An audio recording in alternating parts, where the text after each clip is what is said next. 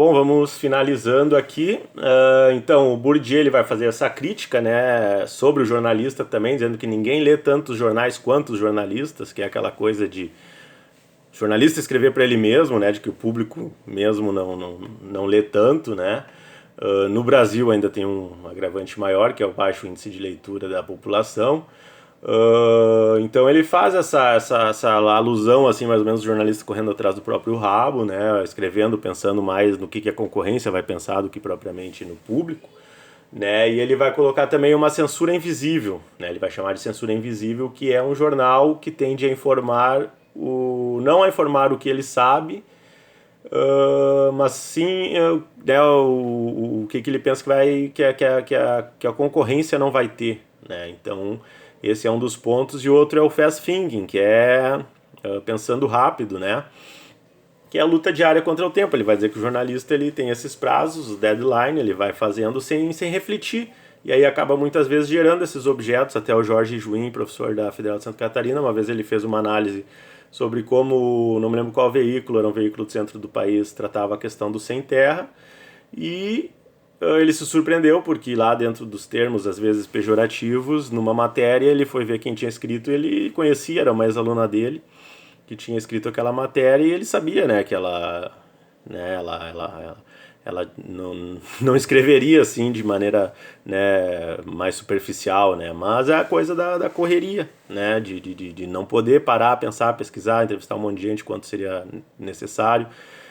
E aí acabou passando, né? E geralmente muitas das pesquisas que a gente faz no sentido de criticar, né, as produções jornalísticas, muitas vezes uma justificativa para isso é o que o Bourdieu vai chamar de fast thinking, que é a impossibilidade do jornalista refletir de maneira mais legal, que seria ideal antes de fazer desenvolver determinadas pautas e matérias.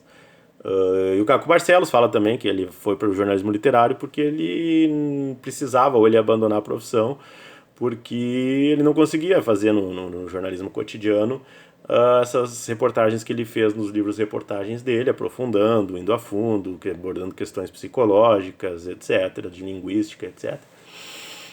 Então o jornalista pensa rapidamente, mas não reflete sobre o que pensa, né? Essa é a lógica que o Bourdieu vai colocar, né? E aí a gente volta lá para o Platão, né? Fazendo uma relação até com a filosofia, né? Que dizia que o filósofo que dispõe de tempo para refletir, e as pessoas na ágora, né, na praça pública, tomadas pela urgência, né? Então o filósofo estava ali refletindo enquanto as pessoas estavam ali correndo atrás, indo na feira, trabalhando para poder ter dinheiro para comprar comida, etc. Estavam ali naquela urgência, e enquanto que os filósofos estavam ali refletindo. E aí tem vários braços que daria para ir, né? Daria para ir para os cínicos, por exemplo, daria para ir para o Jardim da Felicidade lá do Epicuro, né?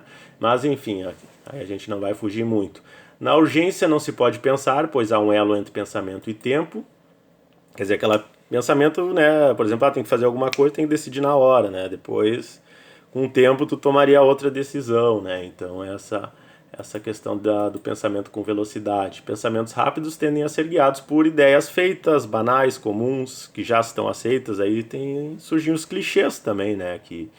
E que aparece tantas vezes na política e que agrada muito da população, porque são ideias feitas, banais, são repetidas de gerações em gerações, não tem nenhuma reflexão e geralmente reduz as situações a poucas palavras de fácil compreensão e de nenhuma profundidade, né? O Otto Groth é o outro autor alemão. Ele vai ter o livro dele, Fundamentos das Ciências dos Jornais, né? Então ele vai ser um dos pioneiros, né, de que vai pesquisar os jornais pensando sobre a perspectiva científica, né? Então ele é de 1875 e faleceu em 1965. Né? Ele foi um dos pioneiros sobre os estudos de jornalismo, e depois, quando surgiu o rádio, também de rádio, né? Também uma pesquisa que surge a partir da prática. Foi a primeira tese de doutorado relacionada com o jornalismo, né? E as universidades alemãs, né, surgem também focadas na pesquisa. Eu não vou entrar aqui na escola de Frankfurt, porque você também tem teorias da comunicação. Então, estudos sobre jornalismo são impulsionados, então, como, né, Pulitzer e a Europa, né, no século XX. O Otto Groth se tornou aluno do Max Weber e defendeu sua tese em 1915. E esse livro, que ele é publicado, ele é uma coleção de capa vermelha, não tenho aqui, mas eu posso passar para vocês e acho que tem no plano. Foram 30 anos, então, de pesquisa sobre jornais, e é impulsionado também na Segunda Guerra Mundial, né, depois com a Segunda Guerra Mundial. No Brasil, Adelmo Genro Filho é um dos primeiros a defender o estudo de teorias da comunicação e do jornalismo. Adelmo Genro Filho, ele vai dizer: existe uma grande defasagem entre a atividade jornalística e as teorizações que se fazem em torno dela. Esse distanciamento se dá em tal grau que, inclusive, tem gerado falsas e absurdas polêmicas. É aquela oposição, teoria versus práticas, vocês podem ouvir inclusive no mercado, né? Às vezes, não é como é na faculdade e tarará, mas, né, um não vive sem o outro, né? Não tem teoria e prática, tem que ter a teoria, e se não tivessem, iriam fazer, e a prática também, né? Então, nesse sentido, é sempre importante pensar teoricamente, mas também sempre lembrando da prática também, né? Mas não só a prática. O Genro Filho vai colocar também: a prática, por sua limitação natural, jamais soluciona a teoria. Ela apenas insiste, através de suas evidências e contradições, que deve ser ouvida, mas só pode se expressar realmente através da teoria. Então, na verdade, a teoria é também uma expressão da prática, né? A medicina, por exemplo, primeiro, né, a partir das práticas, passou a se registrar os resultados dessas práticas e passou a se desenvolver teoria.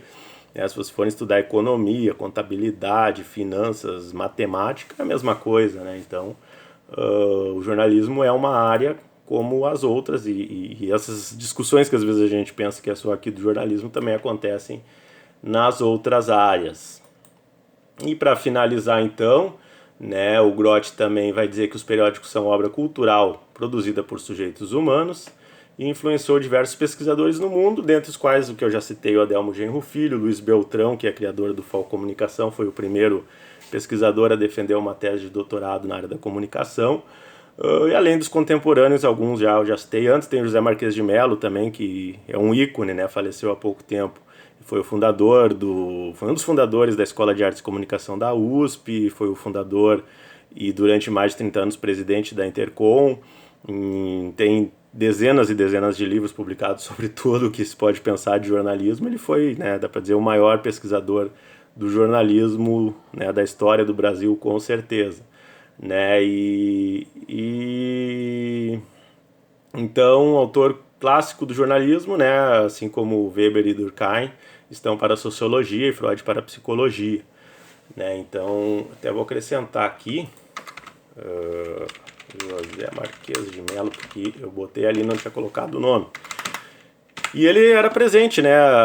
A minha geração pegou, né, congressos, né, em que ele estava ainda bem de saúde e participava, e os depoimentos dele, que agora tem só em vídeos, eram geniais, né? Eram de realmente aplaudir de pé.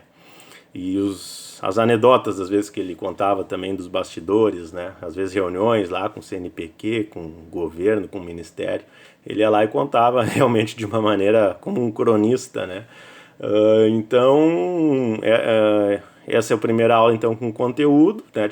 Acabei tendo que dividir em duas partes, porque realmente, e mesmo assim tive que correr, né? É claro que se a gente tivesse presencialmente a gente teria muito mais tempo, mas eu coloco os textos aí também para ler, para complementar todo esse material, porque a gente não pode ir deixando acumular, porque tem bastante coisa e cada uma das teorias que a gente vai ver também tem muito a ser dito. Tá bom? Um abraço, fiquem bem e até a próxima semana.